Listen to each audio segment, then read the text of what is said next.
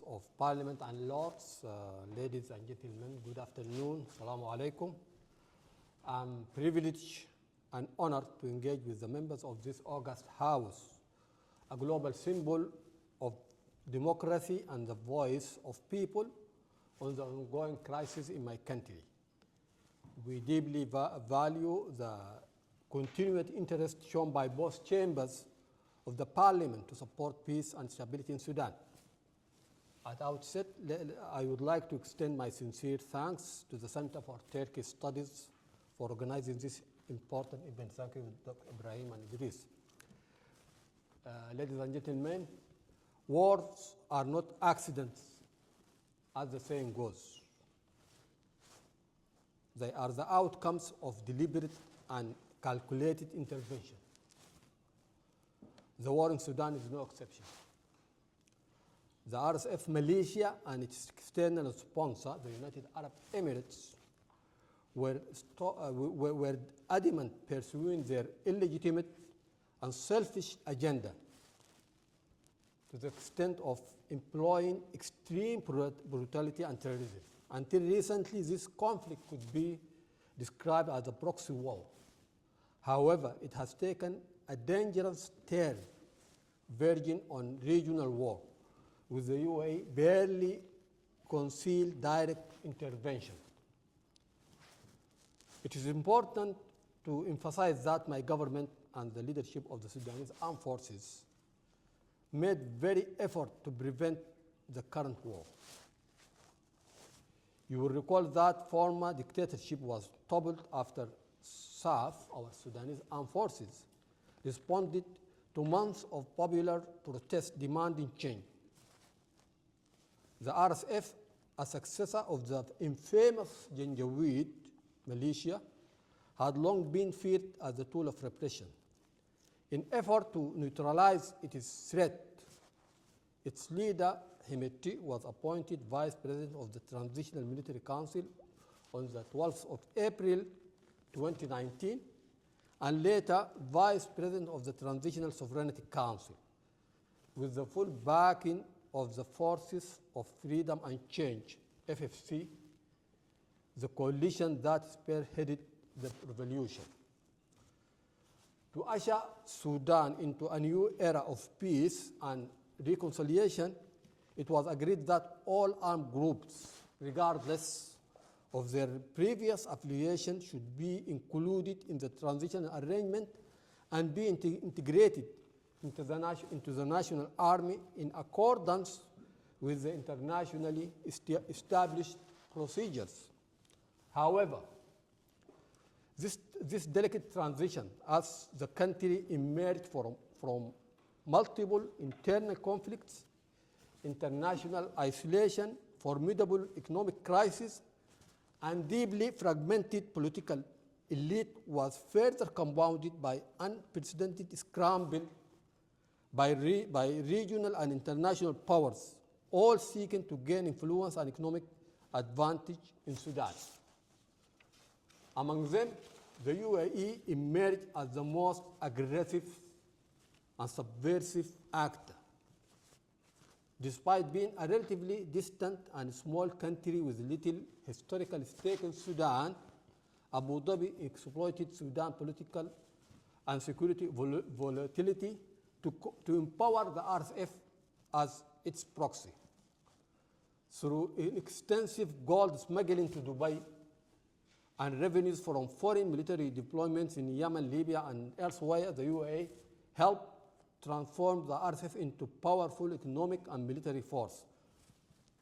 Western actors, meanwhile, engaged with the RSF under the guise of combating irregular migration. In effect, international power acknowledged and encouraged the UAE interference, affording it a role far beyond what its relationship with Sudan should warrant. Tension came to a head in late 2022 as the time frame for integrating all armed groups into the national army became an issue of contention. The RSF demanded a 10 to 15 years timeline for such a process during which it maintains its autonomy, effectively operating as a parallel army. SAF quite rightly insists that the integration must not exceed 2 to 3 years. The danger of creating a Hezbollah-like force in Sudan could not be ignored.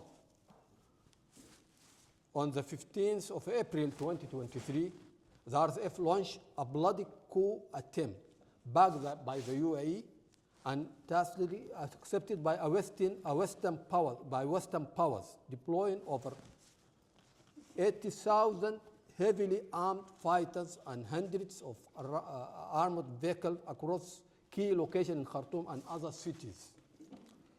SAF successfully foiled the coup, disturbed RSF command structure, recalled professional officers seconded to the RSF, and distanced RSF unit across states from its headquarters.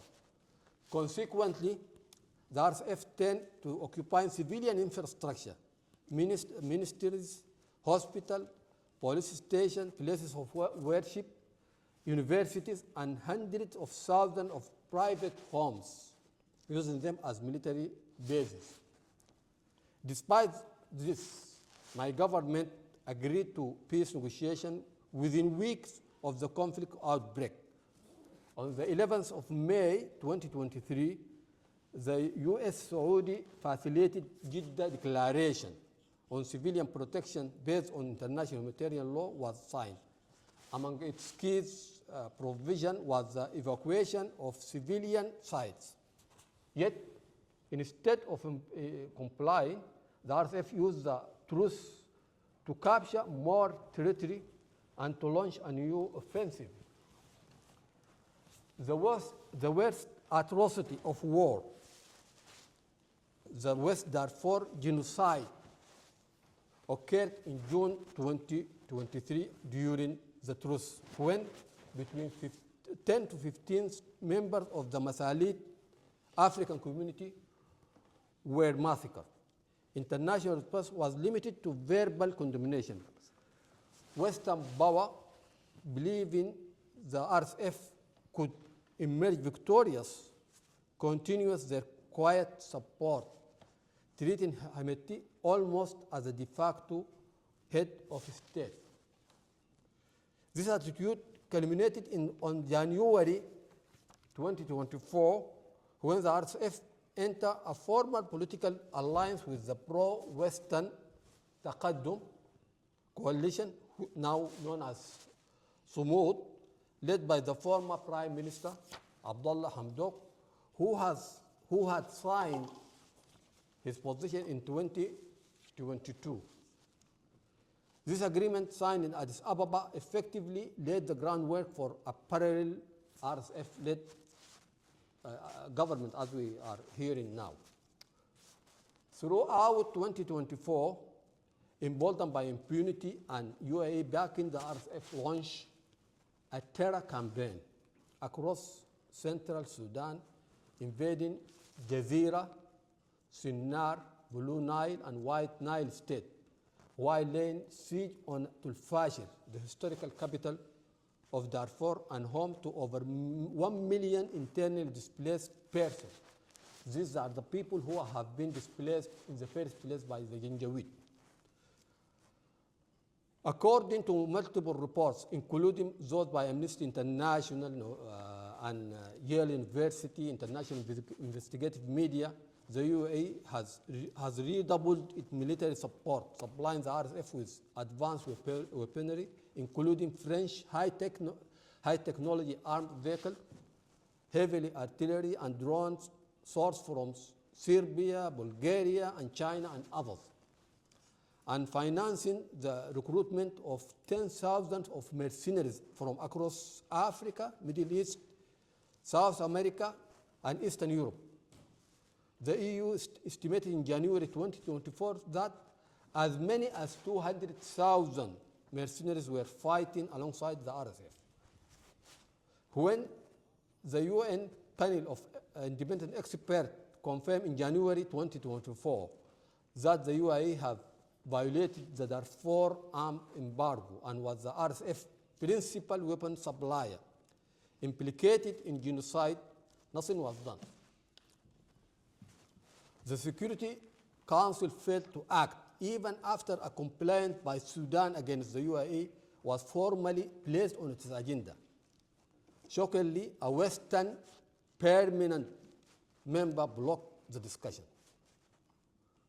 To this date, the Council has not addressed the complaint, an outrageous instance of impunity sanctioned by the very body tasked with upholding global security.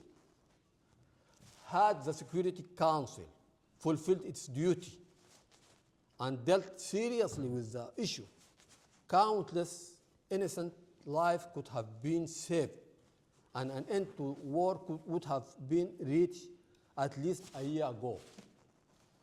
Worse still, the so-called Geneva talks in August last year, initiated by the previous US administration, featured the UAE and RSF as peace partner, and even commended them, further legitimizing their campaign. This emboldened the RSF to continue its massacre, invading new territories in rural areas of central Sudan. As SAF began liberating territory in late 2024 and into 2025, the RSF intensified its terror against civilians in a clear attempt to trigger international intervention and preserve its remaining hold on power. This strategy echoed the Janjaweed playbook from early 2000s, one that led to millions of displaced people despite the deployment of the joint UN-AU peacekeeping mission in Darfur for over a decade, which served only to perpetuate their displacement. Now I'm going, and I try to give the context. Now I'm moving to the path forward, the pathway forward. The conflict has entered a new dangerous phase with the use of strategic drones purportedly by the RSF, but clearly guided by UAE via its regional military bases. These drones have targeted civilian infrastructures, including power plants, water stations, airports, seaports, fuel depots, hospitals, and more. As the EU and other bodies have observed, such actions are supported by international backers, read UAE. Therefore, any serious attempt to peace must begin by addressing the UAE destructive and destabilizing role, as it is the single most significant factor prolonging the war. It is also employing other regional actors, notably Chad and Kenya, to advance its agenda. Appeasement is not an option. Aggression and greed must not be rewarded, nor is Sudan the only victim. As former US Assistant Secretary of State for Africa, Tibor Nagy, recently noted, interestingly, I quote, interestingly, how the UAE is involved in a bad way in multiple conflicts in Africa.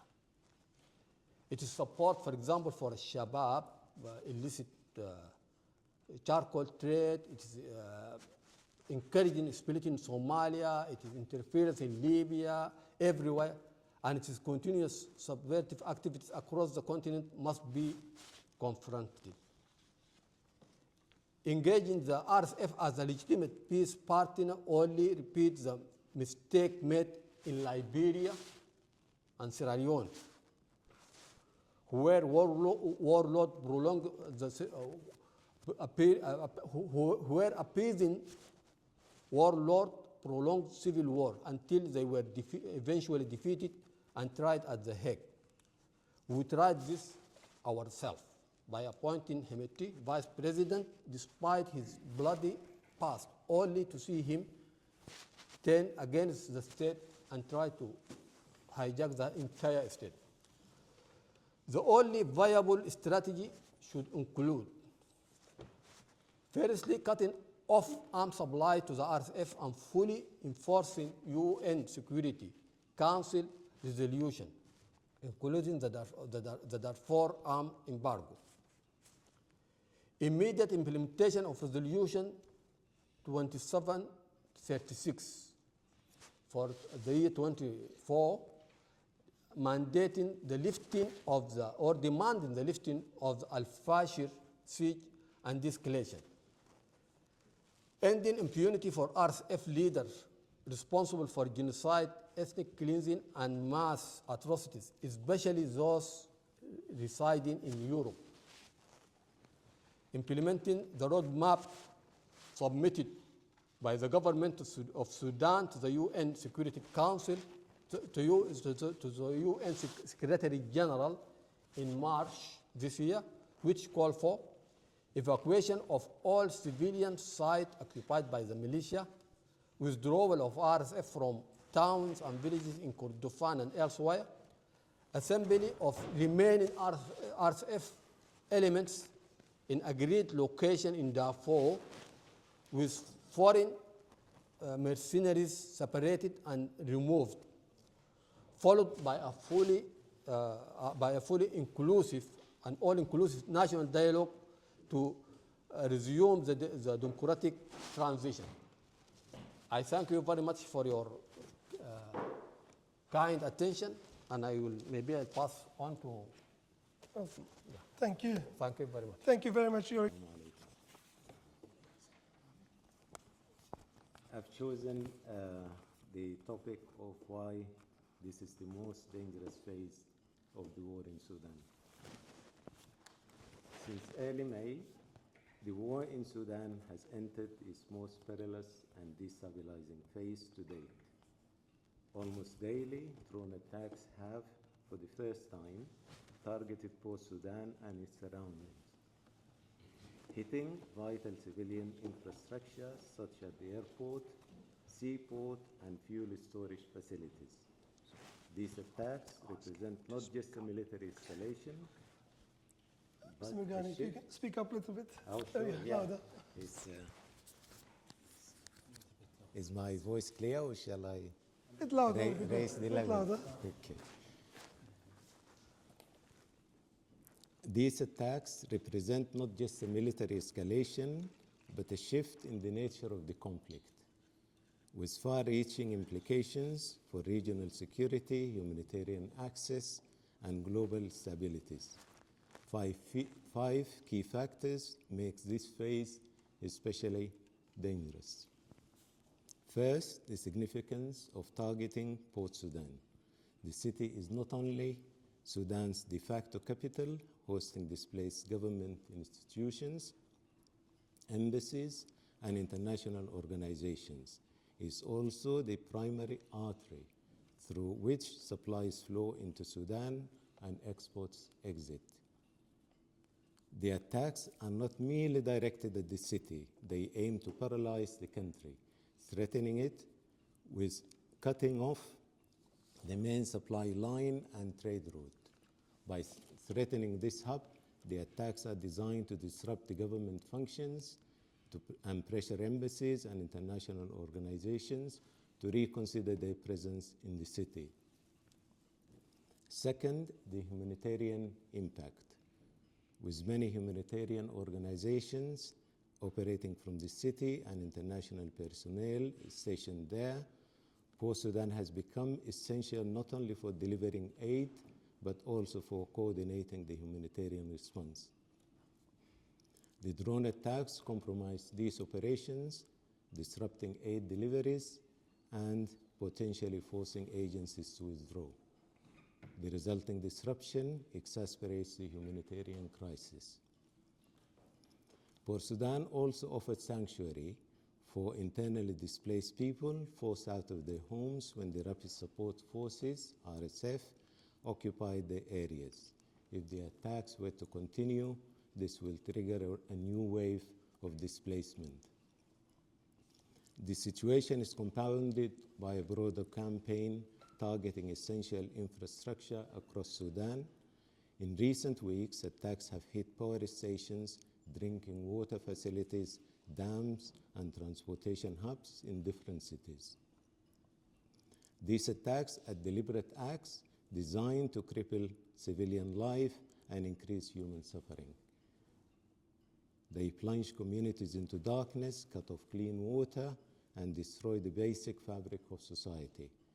Under international humanitarian laws, these actions constitute war crimes. The targeting of civilian infrastructure is not just illegal, it's morally reprehensible. Another result of these developments might be to hold the recent return of internally and externally displaced people at a time when this return has been gathering pace since the army drove the RSF from Khartoum, Jazeera State, and other parts.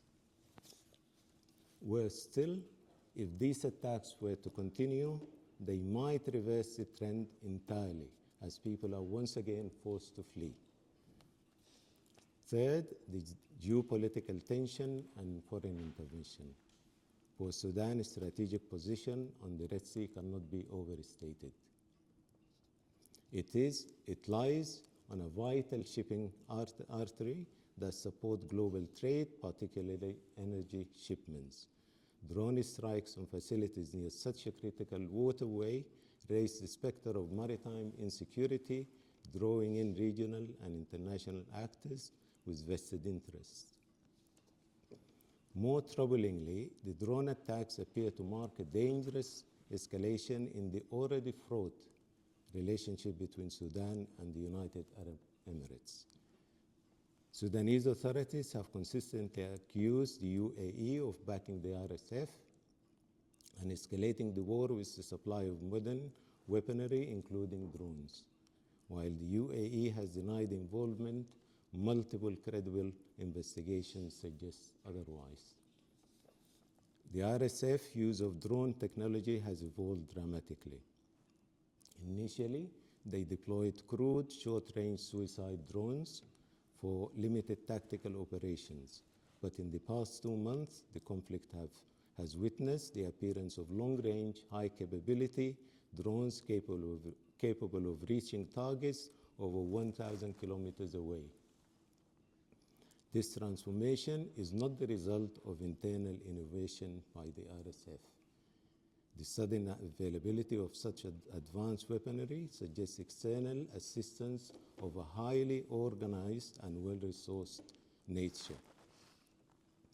That assistance, according to multiple reports, originates from the UAE. Since the start of the war in April 2023, the UAE has faced credible accusations of providing military support to the RSF. They include supplying arms, advanced drones, and logistical support via neighboring countries such as Chad and Libya. Some of these shipments were reportedly disguised as humanitarian aid and flown through airports to Amjaras in Chad. While the UAE insists its role in Sudan is strictly humanitarian, the weight of evidence points to a far more sinister involvement. Just last week, Amnesty International published a report presenting evidence that the UAE supplied advanced Chinese manufactured weaponry to the RSF. These weapons were not only used in combat zones, but were also implicated in atrocities in Darfur, including targeting attacks on civilians. As such attacks constitute violations of the United Nations armed embargo and potentially implicate any involved party in aiding war crimes, it's no surprise that the UAE has attacked the report, denying any involvement as it did with different previous reports. Even more alarming is the nature of the recent attacks on Port Sudan. Military analysts have pointed out that the city lies over 1,100 kilometers from the nearest known RSF potential launch sites, placing it beyond the previously established operational range of the drone fleet.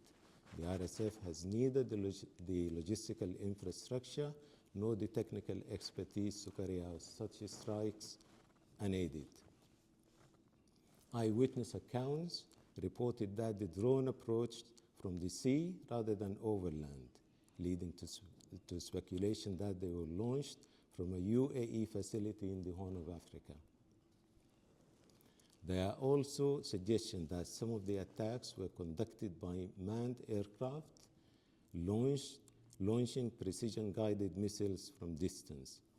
The Sudanese Armed Forces, SAF, confirmed that one attack wave included 11 suicide drones used as decoys, with the primary strike delivered by strategic aircraft.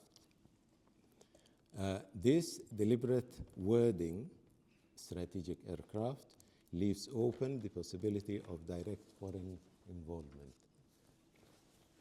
This is a critical and disturbing development. The use of manned aircraft and long-range drones implies a level of military sophistication far beyond the RSF capabilities.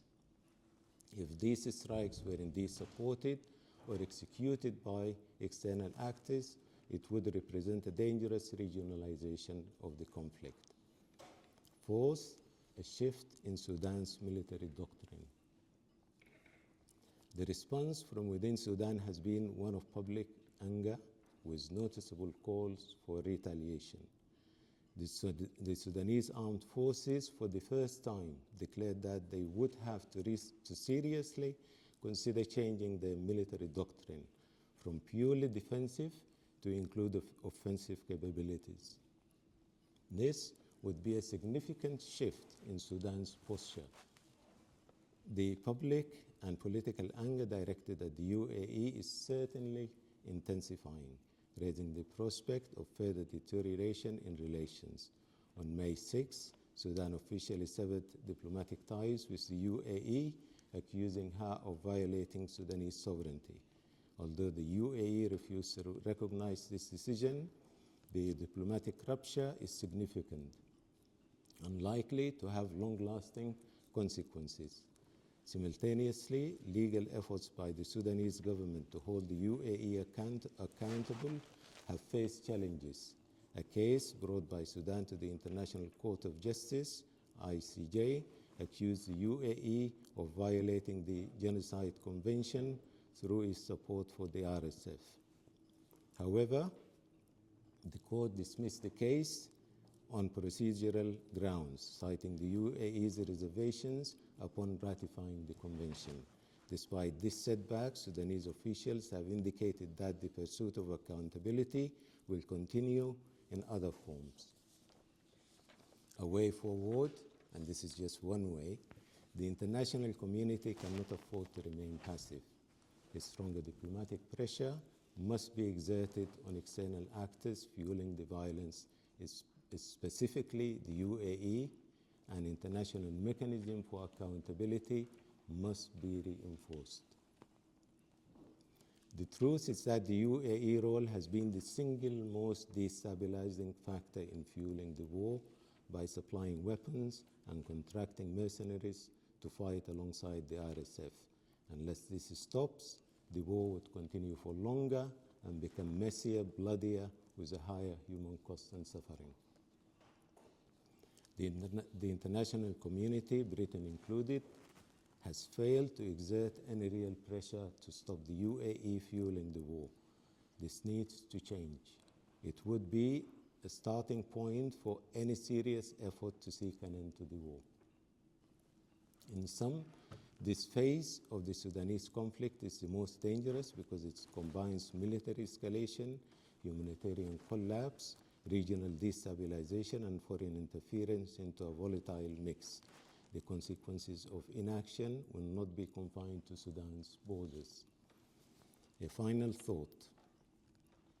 Beyond the immeasurable human suffering, and the devastation of Sudan's infrastructure, a deeper, more insidious tragedy is unfolding, a cultural and historical genocide. This is not collateral damage. It is a calculated attempt to erase Sudan's memory, heritage, and identity.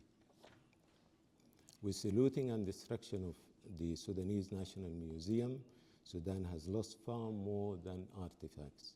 It has lost vital threads of its historical fabric, woven over thousands of years. This once priceless collection of Nubian antiquities, Kushite relics, and millennia-old testaments to a civilization as remarkable as any along the Nile has now been looted or reduced to ruins. Imagine for a moment the global outrage if the British Museum were ransacked, or if Egypt's pharaonic treasures were obliterated in war. Yet in Sudan, the erasure of an entire civilization's legacy has occurred in mere silence. The National Archives, fragile manuscripts, ancient records, documents that chronicle Sudan's evolution have been burned or destroyed.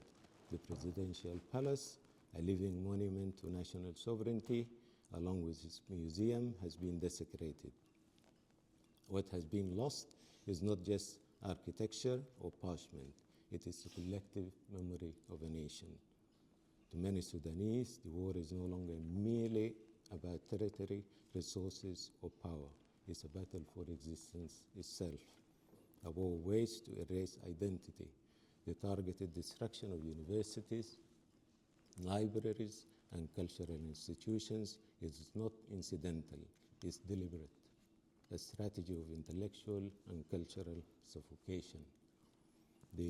This cultural genocide is as dangerous and as lasting as the physical violence that drives families from their homes. Because when a people lose their past, they're robbed of their future. Thank you. Thank you very much. Thank you very much, for, Mr. Osman. Sudan's civil war has escalated into our world's most severe humanitarian crisis for women and girls. Here I address especially women. The Rapid Support Forces are systematically employing drone warfare to target civilians with a particular focus on women, and has been involved in numerous acts of violence against women, including deliberate killing and systemic sexual violence. These actions are often intentional and targeted rather than incidental. Reporter indicated that the RSF has engaged in deliberate attacks against women and girls. In Mirghani massacre of August 2024, at least 108 civilians were killed, including 24 women. And the RSF actions were in retaliation against villagers who resisted their attempts to abduct and sexually assault women. The United States has officially declared that RSF committed genocide during the ongoing civilian war, citing systemic ethnic-based attack, including massacre and sexual violence. While many attacks are deliberate, there have been instances where women were killed in crossfire. Some women have been killed inside their home while desperately searching for food, water, and medicine. They have been caught in crossfire while fleeing and have also been subjected to deliberate targeted attack. While some civilian casualties among women have occurred during the crossfire, substantial evidence point that the RSF intentionally targeting women through killing, sexual violence, and adoption. These actions have been recognized intentionally as constituting war crime and genocide. The impact of war on women and girls, displacement, and gender-based violence. Women outnumber men as intentionally displaced persons across all age groups. 53% of internally displaced persons are women, with 5.8 million women and girls are displaced within the border of Sudan. Women are the cornerstone of Sudanese society. Systemic violence graves crime that can shake Sudanese society. It is being used as a weapon of war to destabilize and reshape social fabric of Sudanese people. This is no longer a local crisis. It is regional and international emergency. The number of people at risk of gender-based violence has more than tripled in under 2 years. In 2024 alone, there was 288% increase in demand for gender-based violence service compared to the previous year. The systemic use of gender-based violence against women in Sudan, particularly in Darfur. Everybody, good afternoon, ladies and gentlemen. I am Dr. Hashim Mukhtar, Eisa. I'm one of the NHS consultants. I've been in this country for the last maybe 28 years. And I am now here to address this issue from my own standpoint, which is from a political activist point. My speech is about UK's government political engineering and the cover-up of perpetrators of war crimes in Sudan. For 2 years, the Sudanese community in UK, led by the coordination of the Sudanese National Forces and the others, has been demonstrating in the streets of London and other cities against the appalling atrocities of mass killing of civilians, torture, abduction, forceful evacuation, and displacement of people from their homes and cities, rape, destruction of public amenities, and infrastructure of Sudan. All these genocides, war crimes, and crimes against humanity have been committed by the rapid support militia, the Janjaweed. And this is an armed force which is being supported by United Arab Emirates, while the international community turned its back on the Sudanese people. It became abundantly clear that the UK government doesn't want to denounce the United Arab Emirates for its role on fueling the war in Sudan.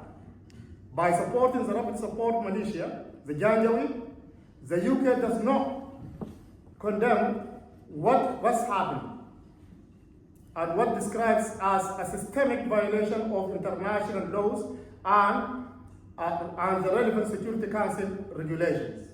The UK government is accused of trying to ignore the call of Sudanese or the Sudan government and its supporters in diaspora for condemning the genocide, war crimes, and crimes against humanity, which has been committed by the rapid support militia, the Janjaweed. Instead, the UK government is busy absolving and exonerating these evil actors. Instead, the UK government is trying to impose to the Sudanese people a puppet civilian government led by a tiny minority of group called Freedom and Change Forces and their leader, the repulsive former Prime Minister Abdullah Hamdok, while excluding the Sudan's 7 institutions.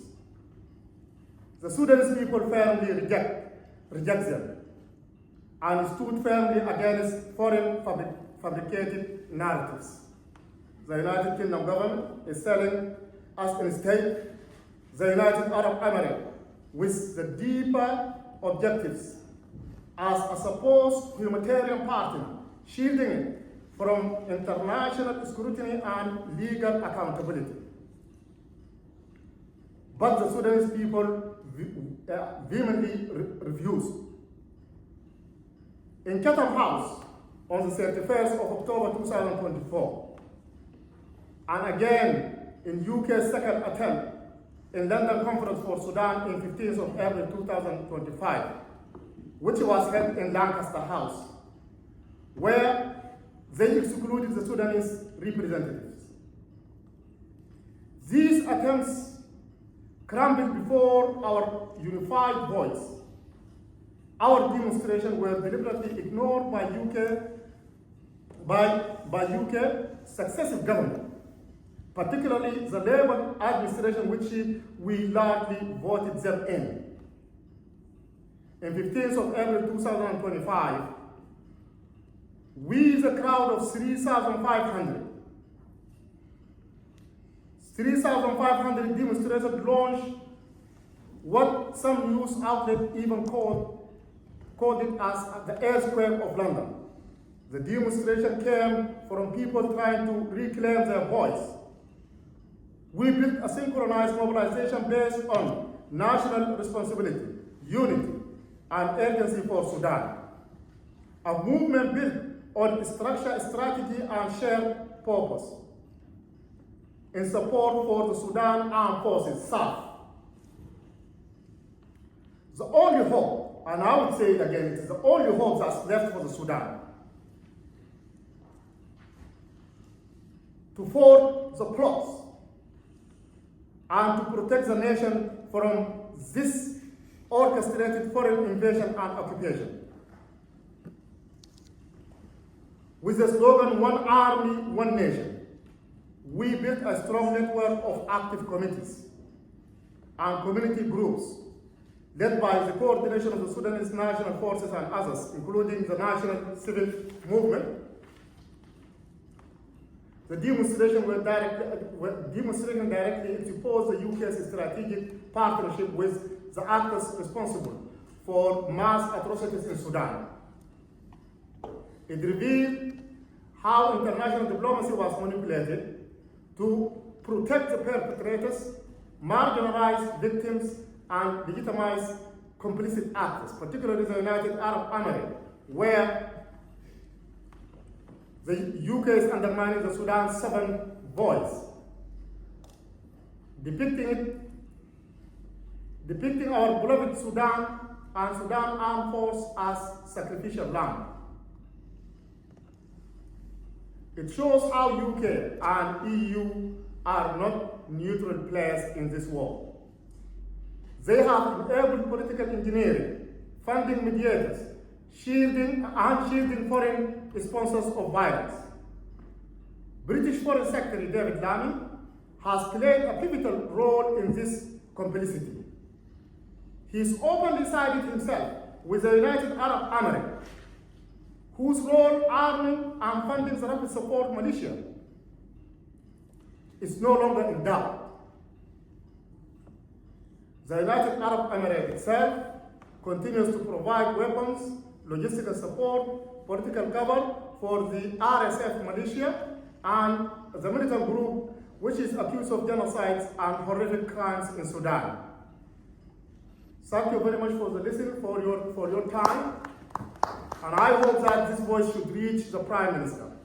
We are the taxpayers here in the UK. We are a significant community in the UK, and we are mostly Labour voters, and we're not having this complicity has to stop. Thank you very much. To say a few words. I'll be very, very brief because I'm actually here to learn and listen more than anything else. I had the privilege of a lengthy discussion with His Excellency and his team at the embassy recently, and thank you very much for that. It was extremely informative and very useful. I've basically got three concerns. A war is going on, children are dying, the infrastructure is being destroyed, and secondly, the weapons that are occasioning all that, thank you, the weapons that are occasioning all that come from somewhere, the UAE. Those weapons are supplied, mainly, but not exclusively, by the USA, also supplied from this country and from other European sources. So just as we've exposed the use of UK weapons by Israel, which have resulted in the deaths of 60,000 people in Gaza, I intend to expose exactly the same about the supply chain that goes to the UAE, which is bringing this about. Because there has to be an end to this, and not supplying weapons which are causing this devastation is an important step on that. My question is, to Excellency and maybe any of the other speakers, is what role is the African Union playing in this? Can they help to bring about some kind of resolution to this issue, including the issue of Darfur and the poverty of people in Darfur, which is a source of one of the problems. It's not the only source, but it's one of the sources, as is the environmental destruction that is accompanied by it. So we have to look at all of the issues, and I think a big thank you to Ibrahim and Ceftus for organising this event. It gives us a chance to discuss and raise those very questions. And so I think we also need to have an effective supply of information to members of parliament here. I have a smallish Sudanese community in my constituency. I suspect most of my colleagues don't have any, or very few. It would only be probably in London constituencies, I would think. So there is a need for information, and as you know, issues provide competition for demand of information, and so obviously, and quite rightly, a lot of people are very, very focused on the horrific situation facing the Palestinian people. But in all my many speeches on Palestine, I also bring in the other conflicts that are going on. Ukraine, Russia that needs a ceasefire, the war in Sudan that needs an end, and also the horrific war that's going on almost under the media radar in the Democratic Republic of Congo, which has resulted in millions of deaths over the past 20 years. Essentially, it's about minerals and resources, and you don't have to look very far to find where the oil is, where the minerals are, and where the waters are. Thank you. I'll stop there. We'll take two more questions. We've got